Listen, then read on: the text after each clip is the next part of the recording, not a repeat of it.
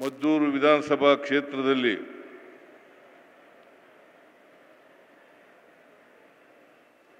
ನಮ್ಮ ಸರ್ಕಾರದ ಸಾಧನಾ ಸಮಾವೇಶವನ್ನು ಮಾಡ್ತಾ ಇದ್ದೇವೆ. ಬಹುಶಃ ಮದ್ದೂರಿನಲ್ಲಿ ಒಂದು ಸರ್ಕಾರಿ ಕಾರ್ಯಕ್ರಮಕ್ಕೆ ಇಷ್ಟೊಂದು ಜನರು ಬಂದಿರತಕ್ಕಂಥದ್ದು ಒಂದು ಐತಿಹಾಸಿಕ ಅಂತೇಳಿ ನಾನು ಈ ಸಂದರ್ಭದಲ್ಲಿ ಹೇಳಲಿಕ್ಕೆ ಬಯಸ್ತಾ ಇದ್ದೇನೆ.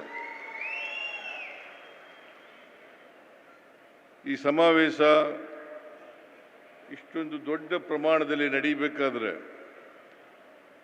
ನೀವೆಲ್ಲರೂ ಕೂಡ ಕಾರಣಕರ್ತರು. ಅದಕ್ಕೆ ಮುಂದಾಳತ್ವವನ್ನು ವಹಿಸಿರ್ತಕ್ಕಂಥ ಶ್ರೀ ಉದಯ ಅವರು ಕೂಡ ಕಾರಣಕರ್ತರು. ಹಾಗಾಗಿ ಶ್ರೀ ಉದಯ ಅವರಿಗೆ ಮತ್ತು ನಿಮ್ಮೆಲ್ಲರಿಗೂ ಕೂಡ ಸರ್ಕಾರದ ವತಿಯಿಂದ ಪಕ್ಷದ ವತಿಯಿಂದ ಹೃತ್ಪೂರ್ವಕ ಅಭಿನಂದನೆಗಳನ್ನು ಸಲ್ಲಿಸಲಿಕ್ಕೆ ಬಯಸ್ತಾ ಇದ್ದೇನೆ. ಮಂಡ್ಯ ಜಿಲ್ಲೆ ಮೊದಲು ಮೈಸೂರು ಜಿಲ್ಲೆಯಲ್ಲಿತ್ತು. ಆಮೇಲೆ 1/7/1939 ಮೈಸೂರಿಂದ ಬೇರ್ಪಟ್ಟು ಮಂಡ್ಯ ಜಿಲ್ಲೆಯಾಗಿ ಉದಯ ಆಯಿತು. ಅಲ್ಲಿಂದ ಈಚೆಗೆ ಮಂಡ್ಯ ಜಿಲ್ಲೆ ತನ್ನದೇ ಆದಂಥ ರೀತಿಯಲ್ಲಿ ಬೆಳವಣಿಗೆಯನ್ನು ಕಂಡಿದೆ. ಮಂಡ್ಯ ಜಿಲ್ಲೆ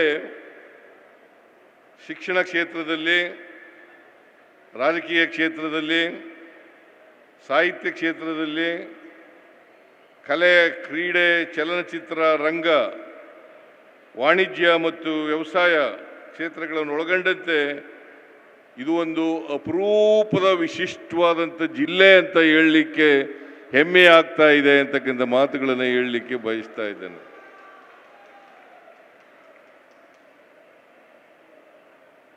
ಮಂಡ್ಯ ಜನರು ಸ್ವಲ್ಪ ಒರಟು ಸ್ವಭಾವದವರು, ಆದರೆ ಮನುಷ್ಯ ಮಾತ್ರ ಭಾಳ ಒಳ್ಳೆ ಮನುಷ್ಯ ಇರ್ತಕ್ಕಂಥ ಜನ ಮಂಡ್ಯದವರು ಅಂತಕ್ಕಂಥದ್ದು ಮಾತುಗಳನ್ನು ಹೇಳಲಿಕ್ಕೆ ಇದ್ದೇನೆ.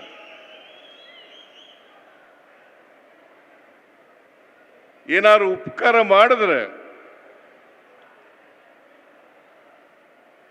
ಆ ಉಪಕಾರ ಸ್ಮರಣೆ ಇರ್ತಕ್ಕಂಥ ಜನ ಮಂಡ್ಯದವರು ಅಂತಕ್ಕಂಥ ಮಾತುಗಳನ್ನು ಹೇಳಲಿಕ್ಕೆ ಬಯಸ್ತಾ ಇದ್ದೇನೆ. ಇವತ್ತು ಮದ್ದೂರಿನಲ್ಲಿ 1,146 ಕೋಟಿ 72 ಲಕ್ಷ ರೂಪಾಯಿಗಳ ಅಭಿವೃದ್ಧಿ ಕಾರ್ಯಕ್ರಮಗಳಿಗೆ ಚಾಲನೆಯನ್ನು ಕೊಡ್ತಾ ಇದ್ದೇವೆ. ಶಂಕುಸ್ಥಾಪನೆ, ಉದ್ಘಾಟನೆ ಕಾರ್ಯಕ್ರಮ ನಡೀತಾ ಇದೆ.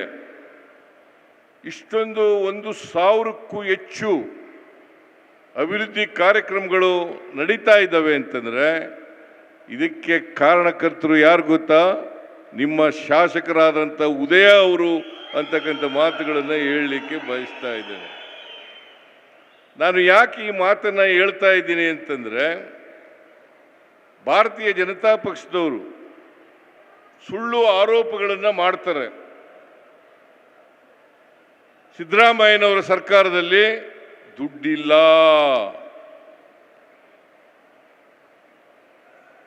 ಸುಳ್ಳು ಅಪವಾದಗಳನ್ನು ಮಾಡ್ತಾರೆ. ಆದರೆ ಅವರು ರಾಜಕೀಯವಾಗಿ ಮಾಡ್ತಾ ಇದ್ದಾರೆ ಹೊರತು ಸತ್ಯವನ್ನು ಜನರಿಗೆ ಹೇಳ್ತಕ್ಕಂಥ ಪ್ರಯತ್ನವನ್ನು ಮಾಡ್ತಾ ಇಲ್ಲ. ದುಡ್ಡಿಲ್ಲ ಅಂತಂದರೆ ಸರ್ಕಾರದಲ್ಲಿ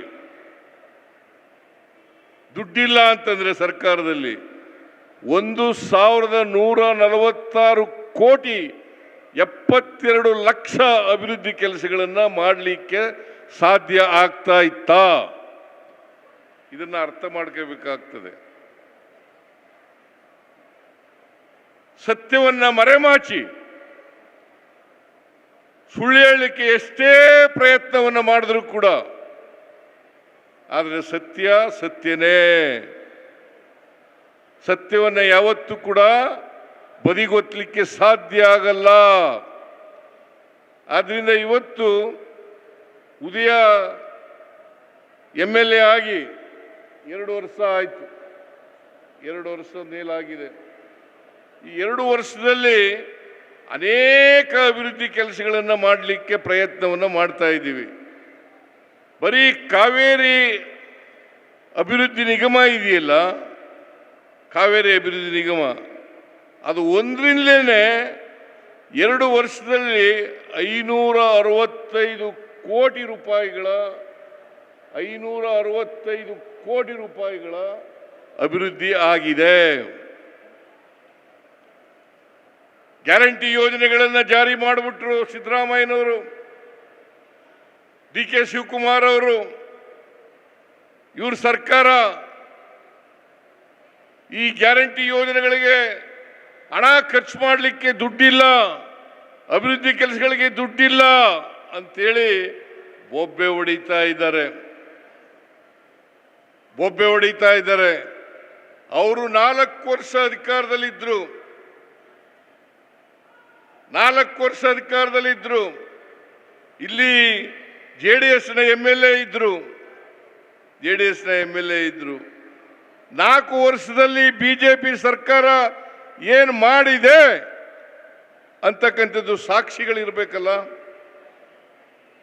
ಇರಬೇಕಲ್ಲ. ಸುಮ್ಮನೆ ಬರೀ ಬಾಯಿನಲ್ಲಿ.